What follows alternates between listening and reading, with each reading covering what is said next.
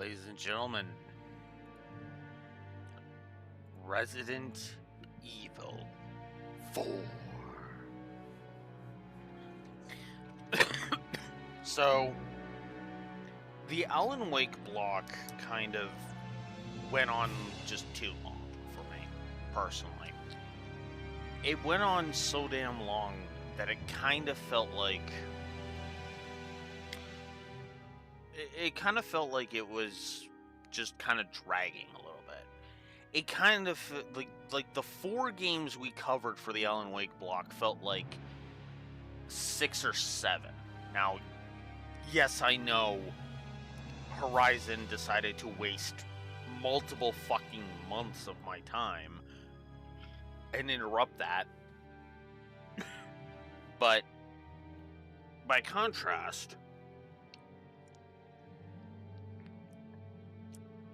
the Resident Evil 4s, I was kind of surprised how quickly we got through that.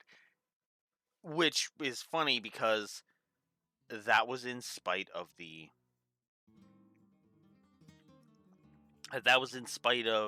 fact that it took us forever to get through this because of just issues, which also kind of made Alan Wake 2 suffer a little bit, but I don't really want to get into that.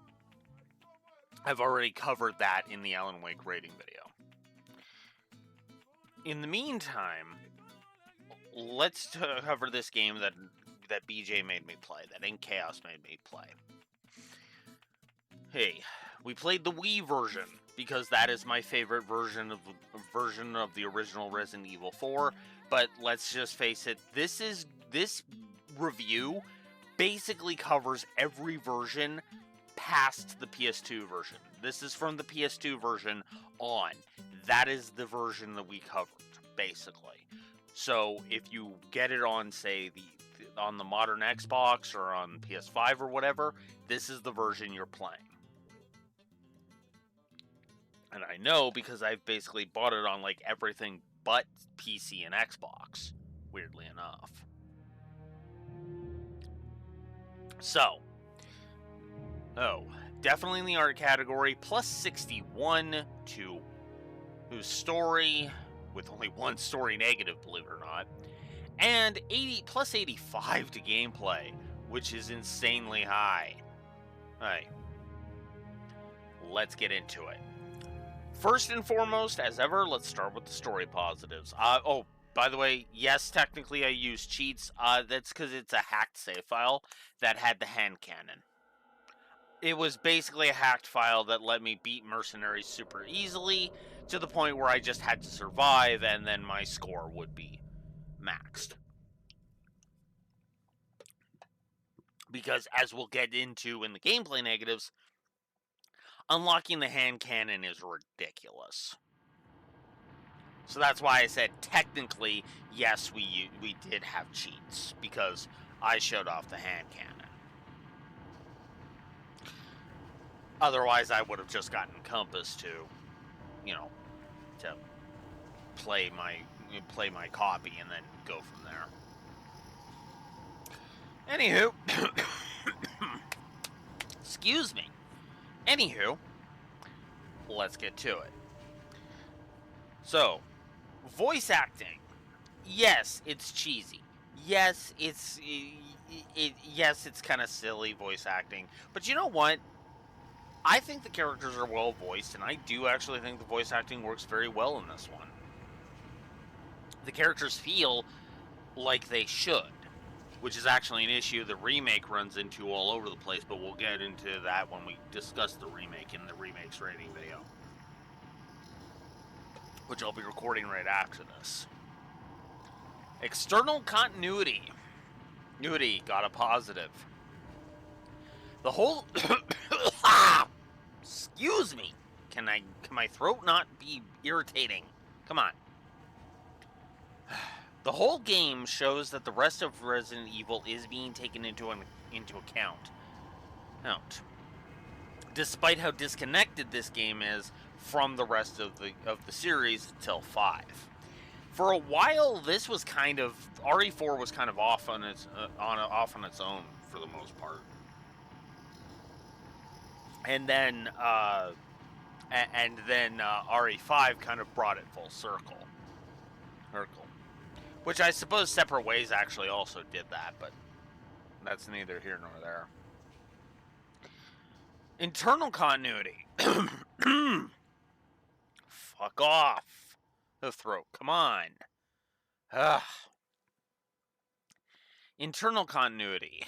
You got a double positive. Excellent throughout, with very few because plot moments, and the story feels as if it goes from one beat to the other. Speaking of which, I also gave the main campaign a story sequencing positive, as it feels like a steady increase in tension and stakes, and that works very well. Now let's get into the humor positives, because there were actually a few of them. Because this is basically how I roll. Well, if there are some standout humor moments, then I'm just going to place them as humor positives. Positives. First and foremost, you all know the line. Where's everyone going? Bingo. Iconic for a reason. I also love the bit at the end of the very first chapter of 1-1. Okay, I have only one very important question. You got a smoke? I got gum. I love that. I love Lewis. I always have. And then of course Lewis being flirty. Ah, I see the president's equipped his daughter with ballistics, too. We'll actually get into Ashley's response to that a little bit later, because I actually gave her response a positive, too. But we'll get there. Then, of course, there's Lewis's bottle cap. Yep. Did you send out those invitations? I told you no more than 50 people!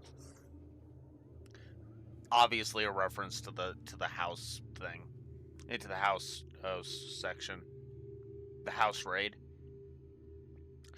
And then, of course, Leon, and when he gets dropped into the pit, won't fall, uses his grappling hook to save himself. Salazar's like, where's the satisfying sound of the one's impalement? And then Leon's just like, I'm not falling for this old trick. Shoots the thing that Salazar's using to listen in which pisses him off. Fucking love it.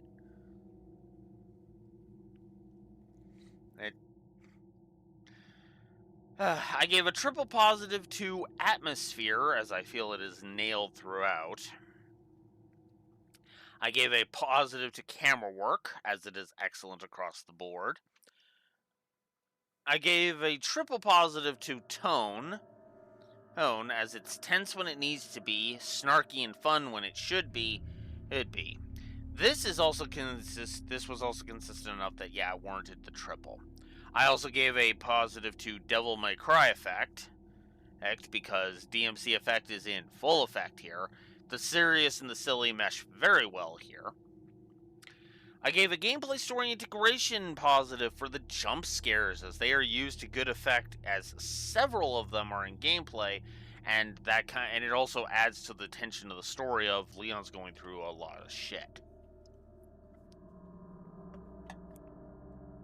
Speaking of gameplay integration, I gave one, and that also factored in camera work and extra modes, as I love the different angles from Separate Ways that show certain scenes with Ada. So, for example, Ada noticing Leon in the village, Ada noticing Leon in the castle, Ada, where Ada was when Lewis died, etc., etc. I gave a positive to the notes, background lore positive to the notes that are scattered all throughout the game. That's the usual style of Resident Evil utilizes to flesh out the storyline of the stuff, which is smart, because that actually helps flesh out things even more than the story did. does, because keep in mind this was all original. This series started on the PS1, so they had very limited space to really tell a lot of good story. To get a lot of story details, unless you just sit there and do what Metal Gear Solid did and exposit, which is a little excessive if we're honest. I gave a positive to the foreshadowing, as I felt it was well done throughout, especially in the notes. I gave a positive to the brickwork, the doodad usage, and the visual storytelling, as well as the sound design and music direction. I also really like the sprite work. I actually like the details on not just Leon and Lewis and the other main characters, but I also like the details on the enemies as well. So that was cool. The design of the enemies also helps tell the story. This one is more of a, yeah, I kind of agree with Laura on this one, because this one came from the do I agree with list. I gave a positive to the animations because they are good across the board. Heard 30 presentation positives. Not too shabby. Let's get into the character positives now. Leon is snarky, fun, and interesting throughout, and his bits of confidence and competence are well handled. Triple positive for him. Lewis is funny, charming, and I love how much of a bro he tries to be. I've heard he's a bit slimier in the remake, so we'll see, was kind of my thinking there. And yeah, he's slimier in the remake. Ugh. It's to his detriment in the remake, if I'm honest. Chief Mendez is interesting as a minor villain. He's imposing and is easily a physical threat. And you, as long as he's not wearing his stupid Amish hat, in which you are laughing your fucking ass off at him. Remake. I find him effective, which is funny because I never really thought about him much in other playthroughs. Okay, Ashley. I don't buy that she is a bad character. She is a bit uppity, but I've met worse people in real life that make her look tame by comparison. I don't fucking care what anybody says. She's a good character. Positive to Ashley. Fuck that. Fuck her being a bad character. Which is actually going to be funny when we get to the remake and how many positives she got there.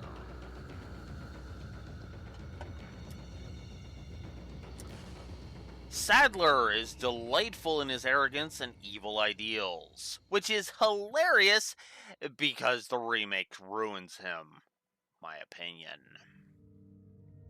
Speaking of characters that the remake ruins, Salazar. Normally a character like him would annoy me, but he works. He's slimy, conniving, and arrogant. But I feel like that's the point, as Los Illuminados is an arrogant group without the financial backing of, say, Umbrella. Salazar is a perfect demonstration of that.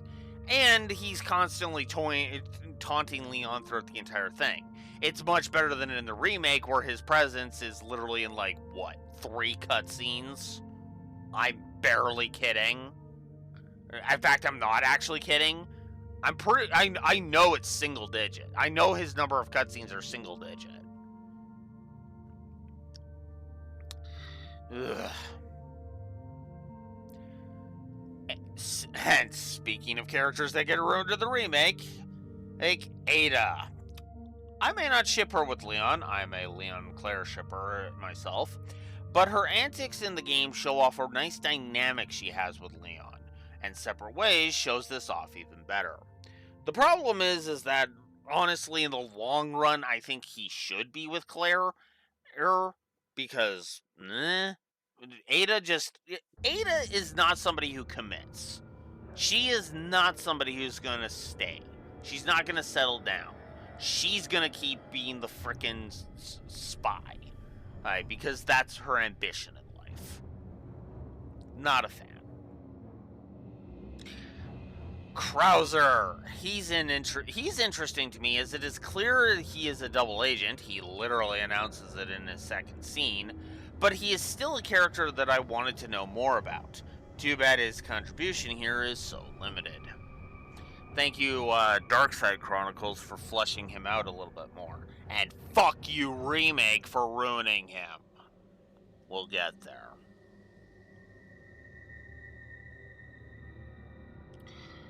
Mike. Is there much to him? No. Oh, but he is a bro, and that is enough. Helicopter pilot, if you're forgetting who the hell Mike is. I chopped the intro at the end of 1-1, though one could wait till you get Ashley. Regardless, the story is set up well, and while we have no idea about the specifics, the atmosphere and how dangerous the locals are enough, if you ask me.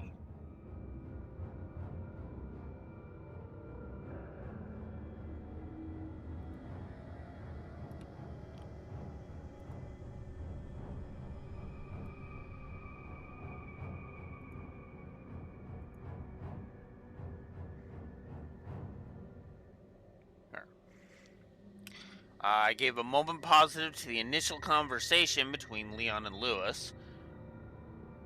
Leon's distrust, us bonding over being former cops, and Leon's external continuity monologue. All good stuff. A lot of the conversations he has with Lewis in the remake suck, in my opinion, in comparison. I didn't give very many of them negatives, but ugh. Speaking of cutscenes, the whole introduction to Sadler is just wonderful at setting up the stakes and explaining why the hell he kidnapped Ashley in the first place. Love it. I mentioned it up in the humor positives, and here it is. I love Ashley getting annoyed at Lewis, as it makes perfect sense to me. This is when she responds to the "I see the president's equipped his daughter with ballistics too" line. She is in a dangerous situation, and now some random man she's never met starts hitting on her? Yeah, no, she had the right reaction. Also, credit to Ashley.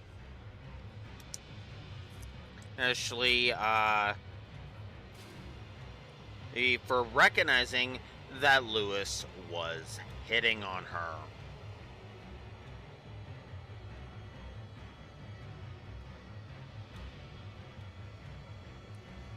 I'm just getting a timestamp because I will show that. Absolutely.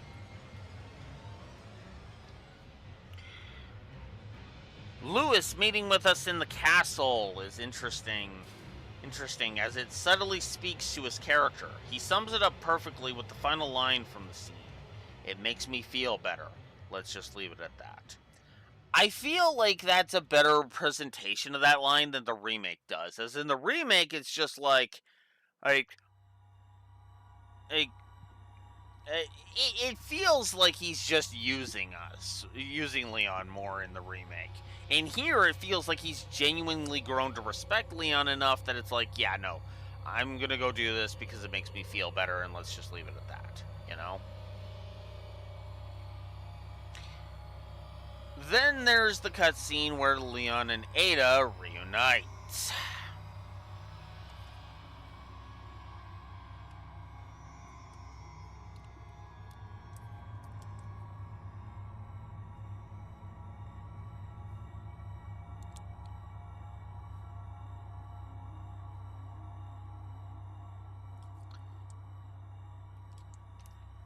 I love this scene. I really do.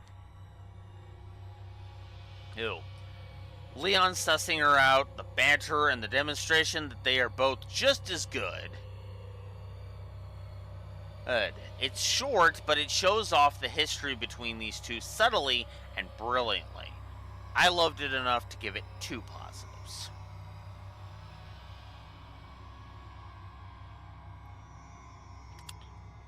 And that is a statement I stand behind completely. So, next up is a moment I absolutely have to get a timestamp for. Because Lewis's death. This is not something that I will say that I will just be honest with you. The remake doesn't ruin this. We'll get into that when we get there. But here, it's nothing big, it's nothing dramatic, it's just a nice stinging loss if you liked Lewis as a character. And if you do like him as a character, it hits. My opinion. I also like the moment at the end of 3-4. It's short, sweet, and shows that Ashley was indeed freaking out as she immediately apologized when they reunited. That's, of course, because Lewis dies at the end of that one chapter, and then the very next chapter is at the end of 3-3, and then 3-4 is her Princess Peach section. So, yeah. I didn't really care for it, like, in terms of the storytelling in this version itself, but I did like the moment where she just immediately goes to apologize because she's like, yeah, I kind of was a bitch. And Leon's just like, forget it. Let's just move on. I like that.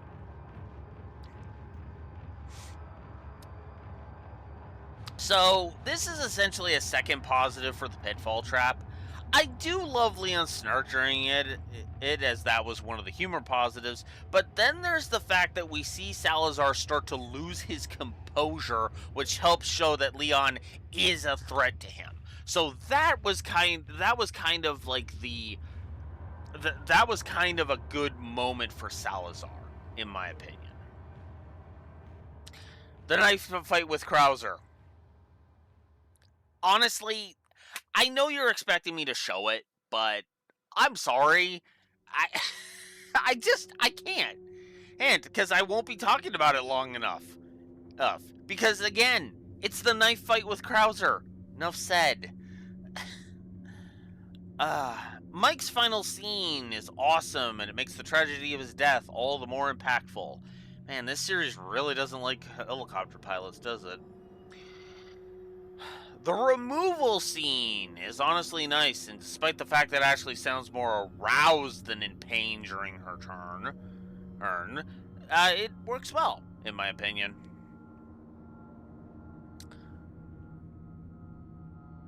I do like the one last show of arrogance from Sadler, as he wants to wake Leon from his world of cliches right before his boss fight. Yeah, that's not happening. As my alarm goes off because I'm recording this so late. Normally this would be a get up and go to work, but that's not happening tonight.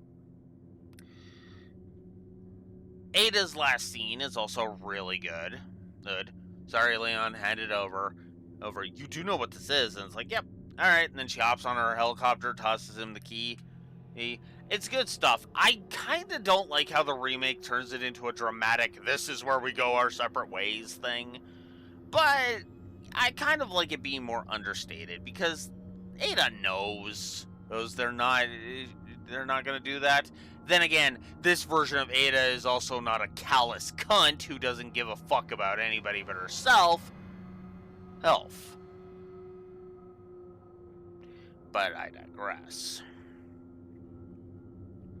And I also like the ending. Hell, I even like Ashley's cheesy line at the end. Apparently Laura hates that line. I love that line. How about we go back to my place to do some overtime? And Leon's just like, yeah, no, sorry. I've already got a girl waiting for me. Or for me if Blue Wolf has anything to say about it. Anyways. And then I gave 2 positives to the outro because I like how their outro wraps up the story nicely. Then I gave 3 positives to Separate Ways. 1 for her narration during Separate Ways, which adds a lot of flavor to several aspects of the game's story, and Separate Ways as a whole. As it is short, to the point, and expands things without being required viewing, as it should be. So 2 positives there. 62 story positives altogether. 1 story negative. That's it. And I'm gonna get a timestamp for it.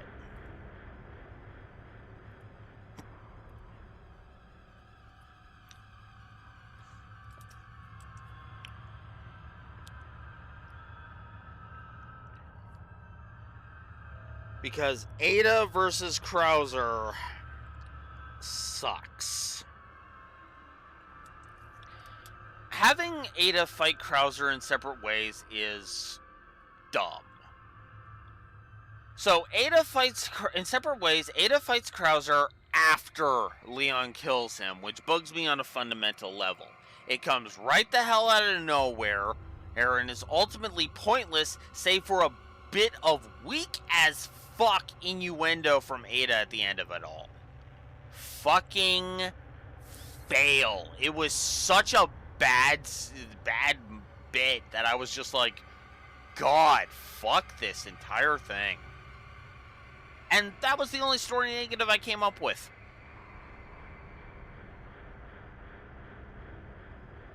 Dead serious. I came up with more story negatives for FF6, for crying out loud. Now on to the gameplay, which scored plus 85 as I said. Let's get into the positives. I gave a positive to tutorialization because I felt like the in-game tutorials were very simple and were very intuitive. I gave a positive to Leon's kick. That's his melee moves. Essentially to the melee moves. It was like you go up to a certain opponent, you hit A, and you physically attack them. That's what I mean. It's good stuff, and I love it. I gave a triple positive to the knife. This might seem a little silly, but the knife is so damn useful. It saves ammo. Most regular enemies, even on professional, die quickly with a kick knife, a slash combo. And overall, it's just plain fun to use. So, triple positive for the knife. Also, I gave a positive to the quick knife waggle move on the Wii. I don't remember if there's a quick knife move on the other versions, but if there is, that is a positive that would be there for other versions as well. Weapon variety, I gave 2 positives to the weapon variety. One, it's wonderful in this game, as not only are there different weapon types, but even guns in the same category feel different. Base handgun in the Red 9, for example. So, double positive there. Speaking of the Red 9, I gave a cosmetics, kit, and animations positive to the Red 9. A triple positive for the Red 9. I love the feel, the reload, the power. It is my favorite weapon in the game, and I mean that sincerely. It's not the best weapon, but it is definitely my favorite weapon. So, cool. Triple. I also gave a positive to a weapon that the merchant describes as one that not only will you need cash, but you'll need guts to buy that weapon, and one that is much better than its equivalent in the remake. The Mine Thrower. Okay, this is going to require some explanation. Let's start with the risk-reward nature of the thing, and the fact that it is useful a lot. I honestly never really thought about it till this new game pro run. Seriously, don't sleep on this weapon as I did for 2 solid decades.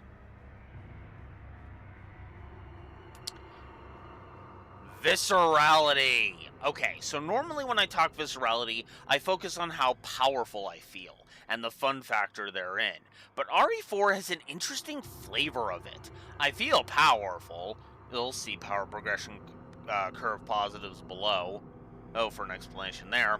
But there's more to it than that. The gunshot sounds, the satisfying splatter sounds when an enemy's head explodes, the boss death animations. It's all wonderfully judged. Triple positive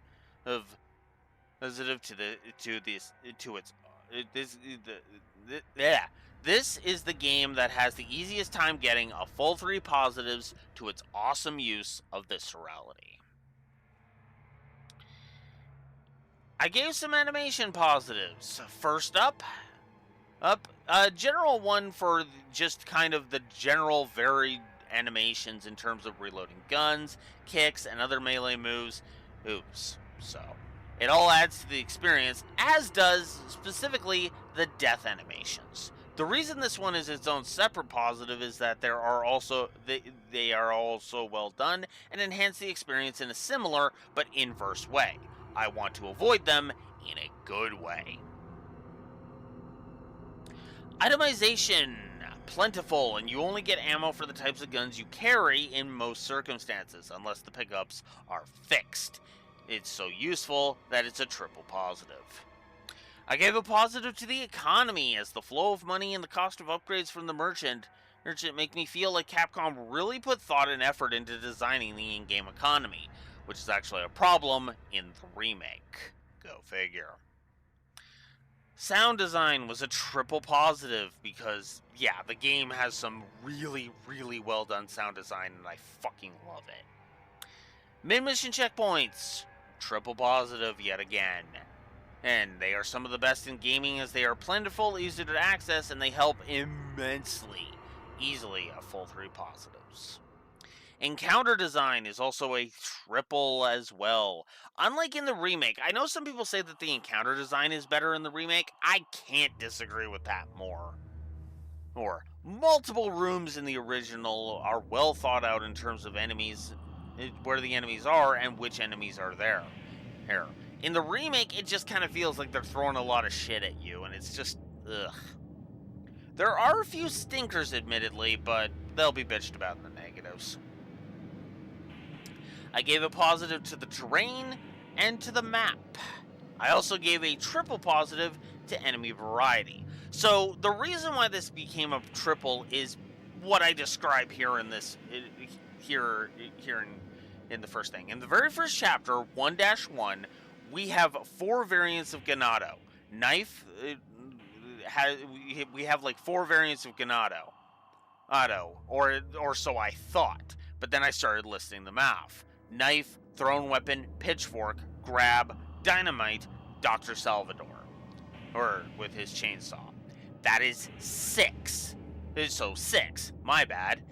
And yeah, and basically it keeps going through that, because then you get the zealots with their knives, with their helmets that protect them from headshots. So you've got the blind dudes. You've got you got the shield fuckers. It's all good stuff. Very well done. Speaking of interesting enemies, I gave an enemy design positive to regenerators in this one. I don't like them in the remake, but I actually kind of like how slow and dangerous the regenerators are. Now, hear me out on this one, because I actually, this was okay, hear me out on this one. They are a unique enemy with multiple ways to deal with them, and even on Pro, they don't have that much health, which makes blasting them one of the options, so that's cool. And they are sprinkled just enough to be dangerous, but not frustrating.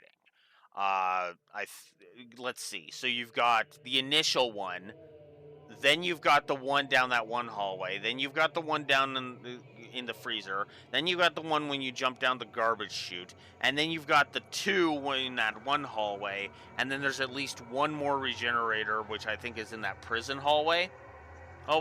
There's 7 regenerators in the whole game. That's good. That's just enough for them to be dangerous and effectively sub-bosses, but not be ridiculous to the point. Oh, right, the dude with the key card, so 8. Excuse me. Sorry, I forgot about the dude with the key card. Or 8. Actually, I think I actually mentioned that below. But for now, let's get to the power progression curve, specifically in the upgrades. Guns, as well as your Itachi case, can be upgraded throughout the game, and it is very worth the money. The curve is smooth and mostly in your control, so hell yeah, this is easily worth a triple positive. I also gave a power progression curve positive to the yellow herbs, increasing your health when combined with green ones, because I actually like that. I gave a triple positive to difficulty curve. This is the first example that I can think of dynamic difficulty. This means that the game eases up a bit when you are sucking and ramps up when you're doing well. This is one of the best implementations of the idea, and the remake kind of does this, but it's not that great with it, in my opinion. There's the gameplay story integration of the jump scares. I already mentioned that up in the things. Oh, did I double dip on the map? I did. Well, shit. Okay. That means I'm gonna have to reduce this a little bit. Oopsie. Sorry, RE4. Sorry, RE4, But apparently I missed the map. My bad. But yeah. So gameplay story integration and in extra modes. In separate ways, there are several little touches of continuity between the main campaign in separate ways that are just awesome. Leaving the shotgun for Leon in the village, ringing the bell, Leon's jacket, etc., etc. All of these examples are in gameplay. That's why this positive was only in gameplay. Gameplay pacing was a triple positive. I really don't feel the need to explain myself on that one. It's well paced throughout. Music direction and gameplay. Okay, this one I'm gonna have to explain a little bit. So the music cuts out when you've slayed all the enemies in the area. I like that. Replayability. Okay, so let's talk about replay value here, shall we? As I smack my empty can. And first and foremost, you bet your ass I'd replay this another 30 times on top of the 30 I've already done. Duh. First replay positive. But, which, by the way, that's not much of an exaggeration. I have played through this thing like 30 times. But then there's the fact that the weapon variety and 2 difficulties make for unique runs in their own right. Then you combine that with New Game Plus, more on that later, and yeah, it's a triple positive if for no other reason than the fact that getting good at the game is goddamn rewarding. And you can consistently do that again and again and again, right? New Game Plus kind of encouraging that. I gave a positive to save point placement because in my opinion that is an important thing that needs to be examined, especially in older games. There are almost too many, which is actually the best problem to have. But I would rather it be too many than too few. I'm not sure what a triple positive save point placement would be actually, now that I'm thinking about it. You could almost call it just a save system positive in general. Visual distinction is excellent all around. The flow of exploration and the overworld design are are fun, rewarding, and well thought out. Yes. 56 presentation positives. Jesus, there was a lot of good. There's a lot of good design on display. What can I say? So the intro. The first Ganado and the subsequent path to the village ease you into the Ganados and their threat. Very good. The village fight is tense and fun, and best of all rewarding if you manage to beat Dr. Salvador, or the Chainsaw Dude, and that is awesome. I have always loved this section. Triple positive. I also gave a triple positive to 1-1 as the intro, as it nicely ramps up the tension without overwhelming you, and that is awesome. I gave 2 positives to Del Lago, the lake monster. It is a fun and unique boss. A fun and unique boss. And when you know what you're doing, is easy even on professional. Double positive. El Gigante, the first El Gigante fight. Varied attacks, tense fight, and moderate health even on pro. Triple positive. Also, I love that if you free the dog, it helps you in this fight. Gameplay story integration positive. The house raid is just as fun as I remember, and it helps that Lewis provides ammo constantly. This is a fun section and easily gets a triple. Also, I love the game over you get if you shoot Lewis too many times. Adios, Leon. Dead.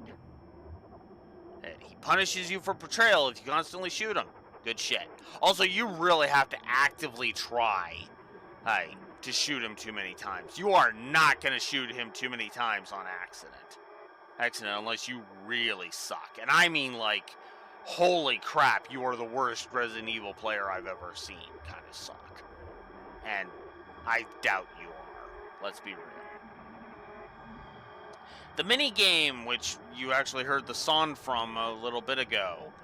Oh, I love the shooting gallery game. It is fun. It has its own difficulty curve, and it's just plain fun. And it's just plain fun.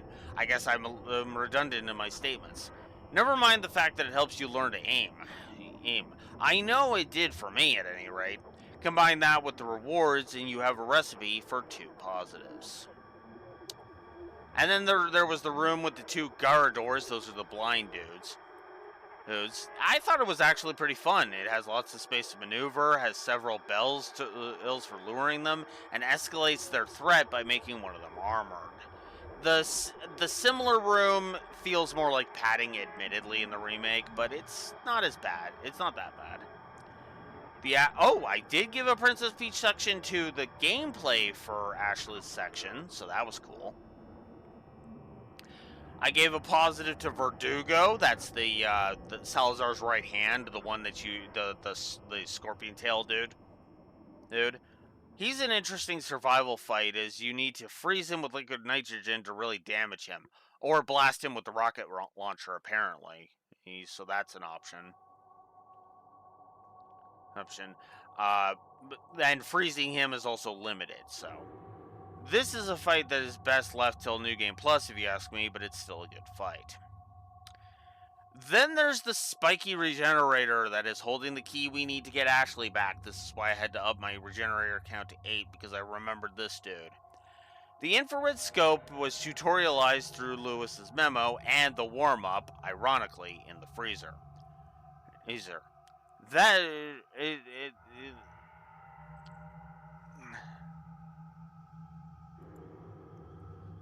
That makes this a good fight. And thanks to the window, you don't even have to risk shooting its legs to get at the parasites on its back. Heck. Also, you can see the merchant who is on the bridge just beyond. So you can actually race past him, go through the door that's at the end, and the merchant is on that bridge. Go see the merchant, and you can actually you can do the capacity trick of refilling your gun by upgrading its capacity. I like that. So that was a triple for that. Krauser's Gauntlet. This is getting up to fighting him in his final form. I love that. He's got some pretty clever traps. 100% of the damage I took felt like my fault rather than the game's. So, triple positive. I also gave a triple positive to the fight against Krauser's final form. I thought it was a fun and engaging boss fight. Easily worth a triple positive. I also like how unique the final battle against Sadler is, and it's honestly satisfying. And then I also gave a double positive to the outro, as I felt like it works from a gameplay perspective, especially with that final jet ski section. 2 positives there. I gave a positive to Mercenaries. It's nowhere near as good as it was in RE5 and RE6, but I still think it's good, with good variants in the playable characters. Then there's New Game Plus, which got 2 positives. This is one of the better New Game Pluses I've seen. Check this out. Not only does it carry over all the stuff you beat the game with, but every version of the game comes with bonuses for beating the other modes, including separate ways for the Chicago typewriter and gangster outfit, and an all-powerful laser weapon that shreds It's pro after you beat that. This is so good it earns 2 positives. If it gave more rewards for playing it on normal multiple times, then it would be a triple. But regardless. I also gave a double positive to Separate Ways. I thought it was fun as hell and offers unique challenges. I also like the mission structure of it, as it is 5 missions as opposed to an entire journey. So double positive there. Then I gave some positives to unlockables. The hand cannon may be a bitch and a half to unlock, but damn if it is not satisfying to fully upgrade it and take sweet revenge on replays. The PRL-412, the laser cannon, is a damn fun weapon and is even useful for getting treasure. Because when you fully charge the thing, it'll one-shot everything and will even knock down treasure so you can collect it. Oh, and by the way, there's one with like a pool of deadly of dirty water and a necklace. If you can get the necklace and keep it clean, it's worth more. The laser lets you get the clean necklace. I like that. Then there's Special Costume 2. Ooh, the one that places Leon in a 1930s gangster outfit and Ashley in a suit of armor. This is it is awesome. It's basically, yeah. As I stated, this is mostly for the costume. The thing that sells this costume is Ashley. She is 1000% immortal while wearing it. She takes 0 damage from everything, and the best part, enemies cannot carry her away. Yeah, this is so worth playing Separate Ways for. Yes, all you have to do to get this is to beat Separate Ways. Triple positive. And then I gave a positive for the Chicago Typewriter, as I feel it is the best weapon that was added by the PS2 version in my opinion. It comes with the above costume, it's fun to wield, and shreds pro like tissue paper. Hell yeah. For a total of 101 gameplay positives, because I needed to take away the one gameplay positive. On to the gameplay negatives now. I really don't like the third parasite type. That's the type where the acid spewing one, when it's still in the body, then you get it, you damage it enough that the parasite would normally die. Then it comes out of the body and you have to shoot it again. I really don't like that. And I kind of hate it. I also gave a negative to Professional. Okay, hear me out here, because I know a lot of people like this difficulty. Normally, I don't give negs just because the only thing changed is stats. Points and trails as my example of that, because I have actively refused to give a lazy difficulty negative to any of the Trails games because I don't feel like it's warranted. At maximum, I would give it to the Sky trilogy, and even then, I don't feel justified in doing that. You know, and that is no different here. Here. Oh, boo-hoo, the enemies have more health. So what? But, no. What pisses me off about Pro is the enemy damage. Jesus, this shit is egregious as fuck. Maces, when you've used all but 2 yellow herb upgrades up to the castle, kills you at yellow. On normal, 2 to 3 swings means to kill you. Yeah, it was annoying enough to give it a double. Now, granted, the only thing that keeps it from being even, makes it less egregious is it's not as bad as frickin' Professional on 5. I don't know why Lore likes that difficulty, and I never will. Ugh. Okay. Now for the boss fight. Now for a boss negative.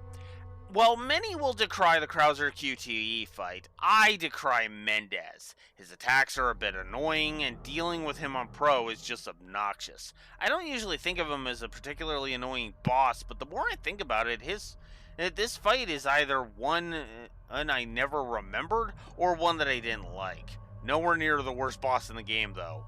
Whew, not even close. I gave a negative to the steel cage room in the castle. This is when there's that treasure box in the middle of the room that you open by shooting the wine bottle, and then a Ganador and a bunch of other dudes start dropping in, and the doors are locked. I hate that room. I really do. And then the room right after that is no better. That's the one where you have to pull the lever to get the bridge, to extend the bridge to go across us, and there's a case with a rocket launcher on the other side. Yeah, was not a fan of that. It was not a fan of that room either. Too many Type 3 parasites in it. Then there's the No Fistador Cavern, aka the cavern with all the bugs. Good fucking lord, do I hate the place.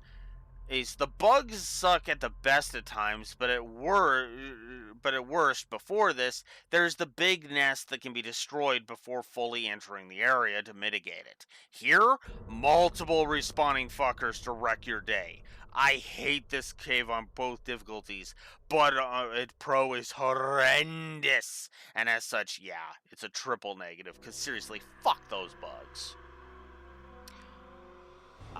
And that was it for the main campaign, for stuff in the main campaign. Quite literally, just Pro, the Type 3 parasites for the presentation negatives, and then 6 of the negatives for the rest of the main campaign. That's it.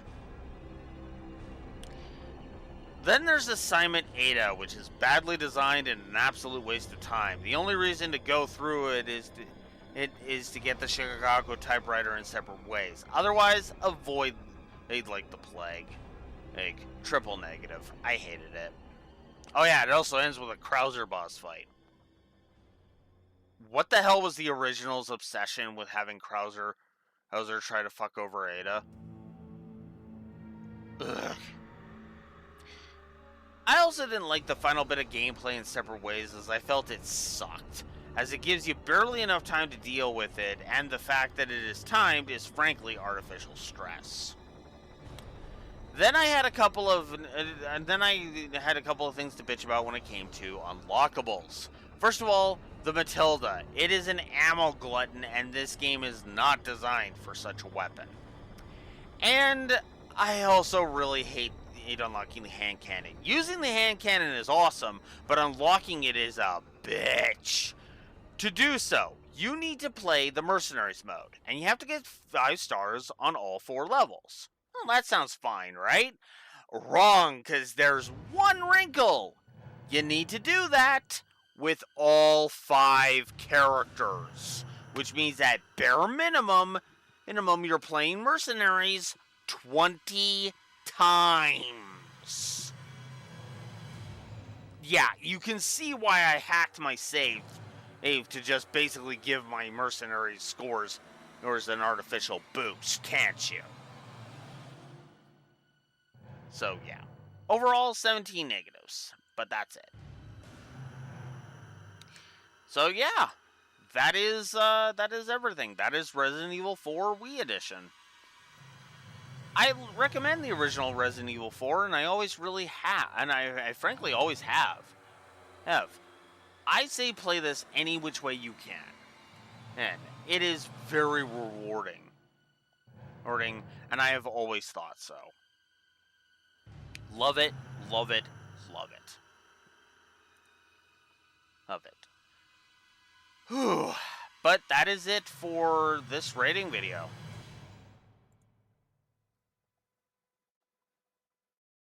I didn't take any other timestamps, did I? Huh.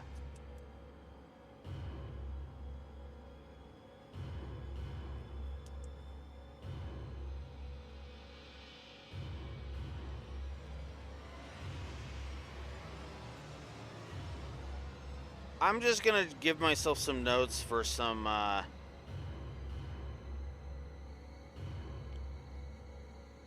just gonna give myself some notes for, some of the bosses.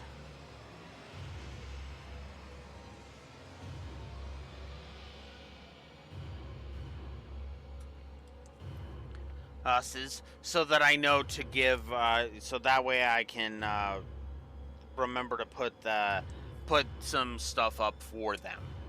So, but yeah, that's it. That's Resident Evil 4, or Wii Edition, ladies and gentlemen. Next up, the remake.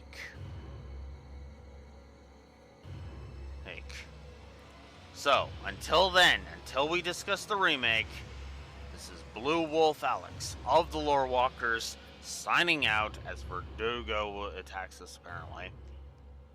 I'll see you in the remake. Blue Wolf Alex of the Lore Walkers signing out. Have a good one. See you in the next one. Stranger, what you need that for? Going hunting an elephant?